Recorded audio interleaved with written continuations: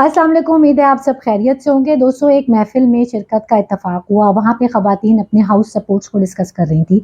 तो एक ने कहा कि मेरे पास 3 हैं और जिसमें से एक मुझे बहुत अच्छी लगती है। तो हमने कहा कि क्या उसका काम बहुत अच्छा है? उन्होंने कहा काम तो उसका एवरेज है लेकिन उसका एटीट्यूड बहुत अच्छा है। और वो बहुत सारे ऐसे काम भी कर देती है जो उसकी कोर रिस्पॉन्सिबिलिटीज़ नहीं है।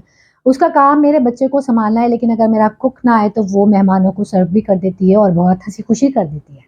तो अगर हम इस चीज़ को एनालाइज़ करें तो वो और हम सब भी एक्चुअली क्या कर रहे होते हैं, हम जिस क्वालिटी को हम बहुत ज़्यादा एप्रिशिएट करते हैं वो है going beyond the call of duty.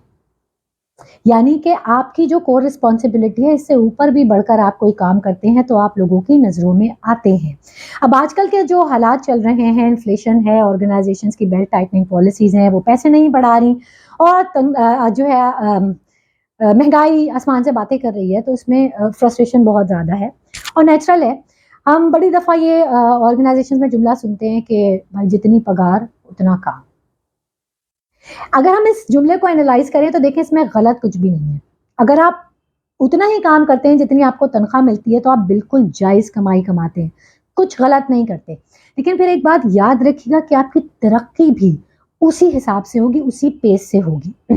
जब भी आप ऑर्गेनाइज़ेशन में दूसरे लोगों की तनख्वाहों से अपनी तनख्वाह को कंपेयर करेंगे ना, जो कि हम अक्सर कर रहे होते हैं चोरी-छुपे पता करके और सोचते हैं कि ये कौन-सा ऐसा काम करता है, तो ज़रूर देखिएगा कि उसके अंदर कहीं ये क्वालिटी तो नहीं है। और मेरी बात पे ना जाएँ, दुनिया में बड़े-बड़े सक्सेसफुल लोग मेंटर्स आपको ये बताते हैं कि do more work than you are paid for. Simon Sinek, Steve Harvey, Les Brown और अपने लोगों में बानो कुद्सी, अशफाक अहमद और भी बहुत सारे जिन्होंने हमेशा जितना पैसा मिला उससे ज़्यादा बेहतर और मियारी काम करके दिया और फिर दुनिया ने देखा उन्होंने काम किया। मैंने लेस ब्राउन के पावर वॉइस सिस्टम से एक कोर्स किया था स्टोरी टेलिंग के ऊपर। जो कि बहुत महँगा कोर्स नहीं था, मुझे इसलिए लगा क्योंकि मेरी करेंसी डॉलर के मुकाबले में बहुत ज़्यादा वीक है।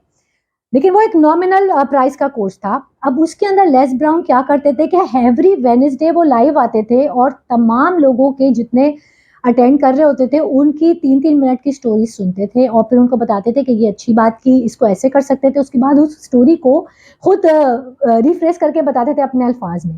कहते थे देखो ये इफ़ेक्टिव हो सकता है, ये कोड डाल सकते हो, ये नहीं कर सकते।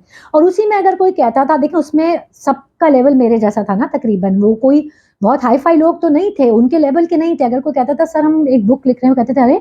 मुझे भेजो, मैं उसको पढ़ूँगा, उसका फॉरवर्ड लिखूँगा और उसको अपने फेसबुक के पेज पे डालूँगा और डालते थे। तो एक्चुअली वो क्या कर रहे थे he was going beyond the call of his duty. इतना बड़ा नाम है कि वो ये सब नहीं भी करते तो भी ऑनलाइन कोर्स उनकी सिर्फ़ वीडियो पे और डाउनलोडेबल मटेरियल पे चल जाता। तो जो कहने की बात है वो ये है कि इसका मतलब ये हरगिज़ नहीं है कि आप दूसरों के काम करना शुरू कर दें, वर्क लाइफ बैलेंस को लूज़ कर दें, नो। आप अपना काम करें लेकिन आपका एटीट्यूड इतना पॉजिटिव होना चाहिए कि ना सिर्फ अपने बॉस के बल्कि कोई भी आपका कुलीग हो, किसी को कोई मुश्किल हो, तो उसके ज़हन में सबसे पहले आपका नाम आए।